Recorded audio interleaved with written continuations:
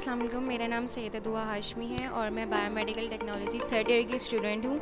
ये मेरे group members हैं जो हमारे साथ मिलके स्मार्ट मैकेनिकल वेंटिलेटर बना रहे हैं।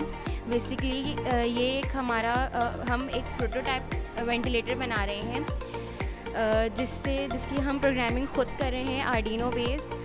और अभी ये पूरा ठीक तरीके से बना नहीं है, लेकिन हम उसको बहुत अच्छी तरीके से इसको बना के इसको असेंबल करके पूरा डिस्प्ले करवाएंगे। 22 जून को एग्ज़िबिशन है अलीगढ़ इंस्टीट्यूट में। तो मेरी सारे पेरेंट्स से, सारे स्टूडेंट्स से गुजारिश है कि वो आएँ, हमारे प्रोजेक्ट्स वगैरह को देखें, उनको समझें और बहुत कुछ सीखने का उसमें मौका मिलेगा आप लोगों को।